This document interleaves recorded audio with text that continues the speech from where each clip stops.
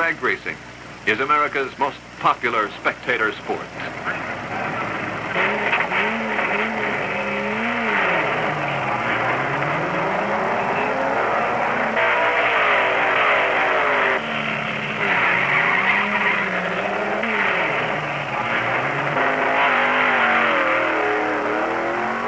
All year long, from one end of the country to the other, at hundreds of tracks, north, south, east, west, millions of people come to watch thousands of cars try to get from one end of the quarter-mile track to the other in the shortest possible time,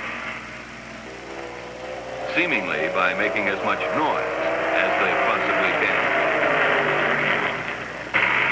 That's drag racing, as it first meets the eye and the ear.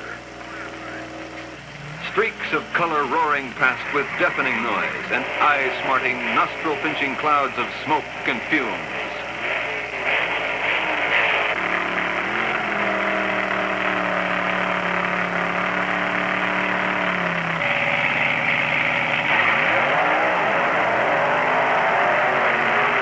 We're at Great Lakes Dragway, Union Grove, Wisconsin, where the action is on a typical summer weekend.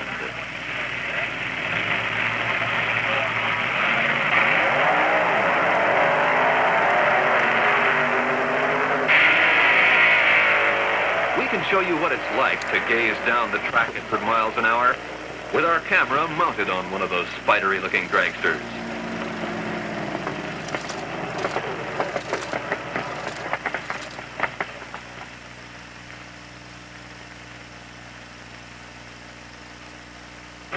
Or what it's like looking back. It's what the fans come to see. A car covering a distance of a quarter mile in a time of less than 10 seconds. In fact, sometimes in less than 7 seconds from a standing start. And for those few seconds of running, there are hours of standing still.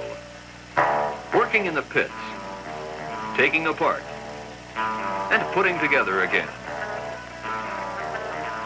Assembling and disassembling. Checking tolerances to the 1,000, to the 10,000. No glory in the pits, but without the mechanics there'd be no cars, because these babies are put together by hand.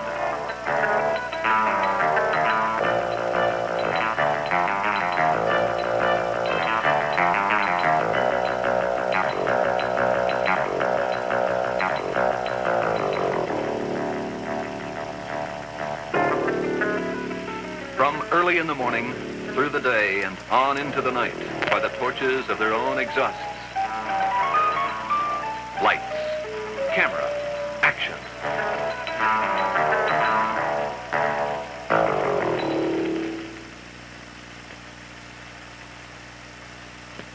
We're at Bristol International Dragway, a super drag strip nestled in the foothills of the Smoky Mountains in Tennessee.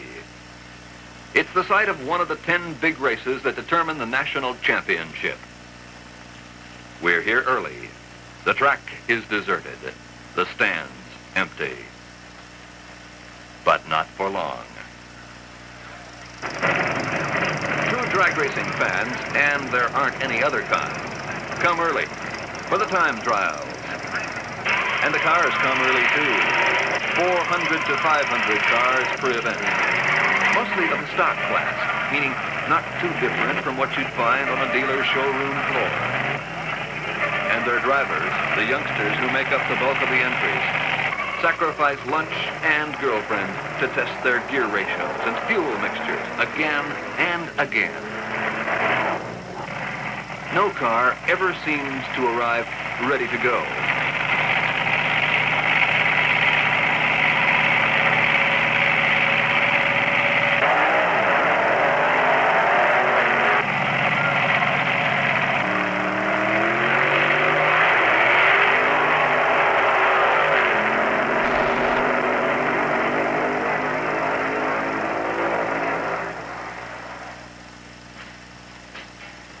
The fans come from everywhere. Paid drag racing attendance is on the verge of topping 20 million persons a year. And that's a mark few other spectator sports come close to. 2 by 2, and 1 by 1, and family by family. The fans pour in, bringing their own, as you can see. It's going to be a long, hot, thirsty day.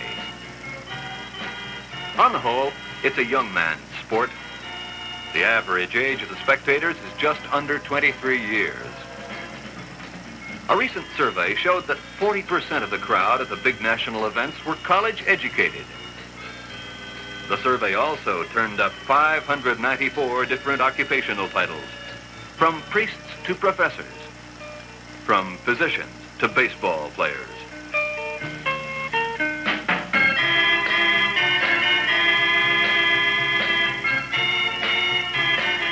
As the fans continue to flock in, we go skyward for a helicopter view of the scene at Bristol, one of the drag racing meccas of the world. Looks like it's going to be a full house today.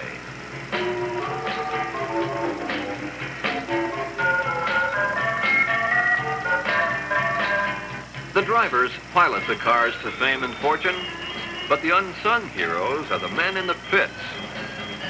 Some of these mechanics are Vietnam veterans who worked on battle-damaged equipment, a little different from tinkering around in the garage.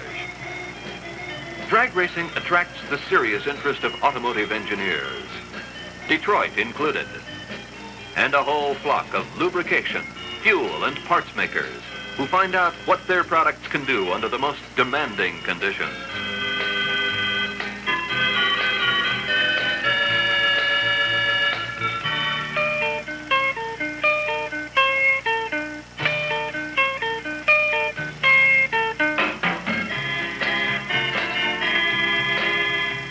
What's in it for the drivers?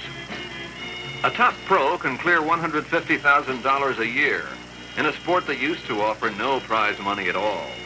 Just the thrill of it.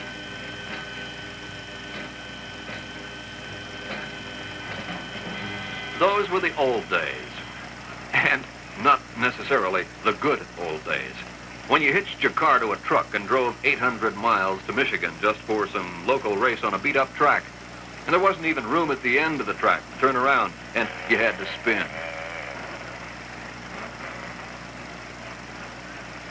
Things are a lot different now. The top drivers arrive in style.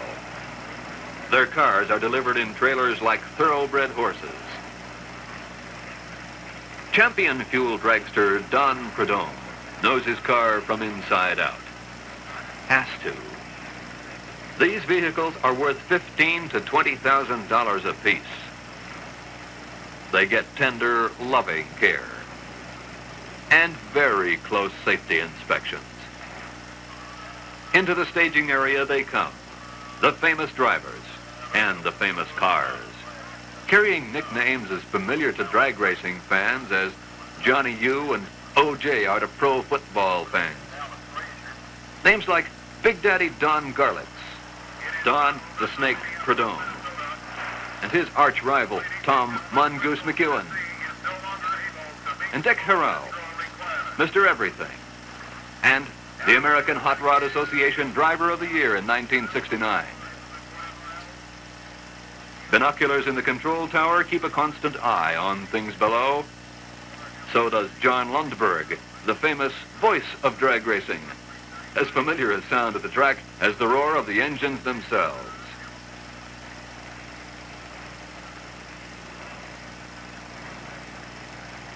Taking a seat in the stands, we look down on the traditional pre-race parade of stars in review.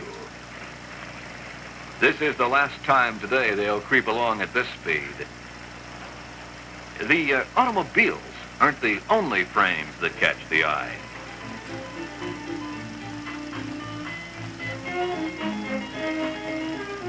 The girls in the control tower will keep track of the cars and their times as the split seconds tick off on the chronodeck.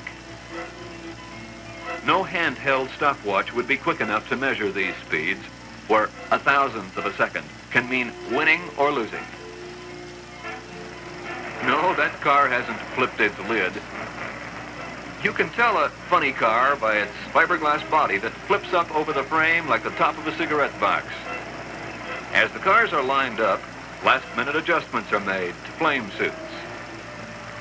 The drivers don their masks, helmets, goggles, and attach their seat and chest straps. The cars are started by outside power sources. They carry no radiators, so that once started, there can be no delay in making the run. One of the most crowd-pleasing effects at a drag race is the burnout. A mixture of rosin and bleach is poured in front of the rear wheels. The car is moved into the puddle and full power applied to spin the wheels furiously. The results of this spectacular procedure assure clean, hot tires. Very often the ritual is repeated at the starting line, with an actual track of fresh, tacky rubber laid down to give the car a good gripping start.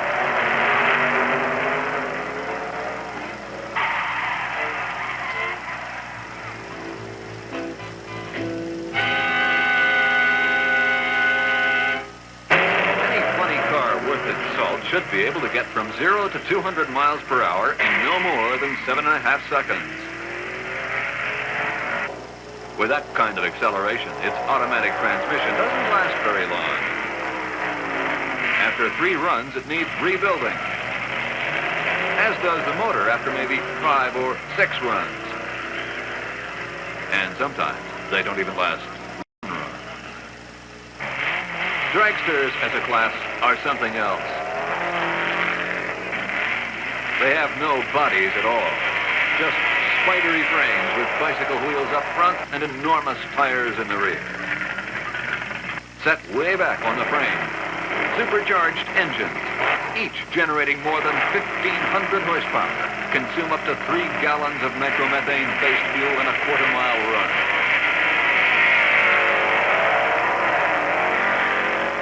That fuel, incidentally, costs about $7 a gallon. So it doesn't pay to use your dragster for grocery shopping.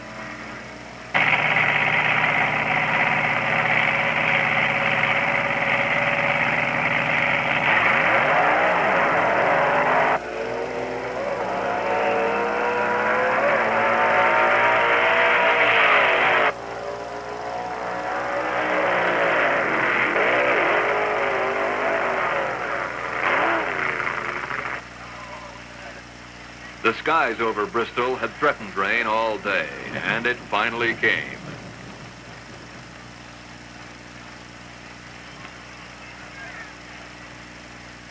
Some don't mind it a bit. Let's wait, though. Maybe it's just a shower. After an hour, out comes the sun, and the cars are uncovered for another try. There can be no racing on a wet track. For maximum traction, these tires have no tread at all.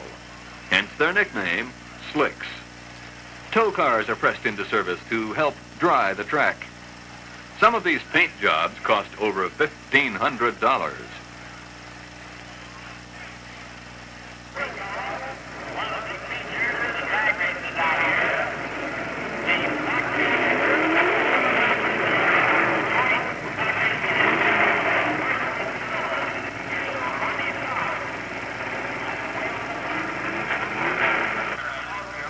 Would you care for a ride on the Cyclops? We mounted a camera securely on one of Art Arfond's fabulous green monster jet dragsters. After Art finishes packing his chutes, which he does as carefully as a skydiver, we'll give you a feel of what it's like to cruise along on the jet car. Meanwhile, let's go along with world champion stunt pilot Art Scholl, whose exhibitions at national championship events like this one at Bristol are worth pausing in the races for. Art does his thing in the Super Chipmunk. Here is one of the toughest maneuvers, the notorious Lumshavak stagger fall.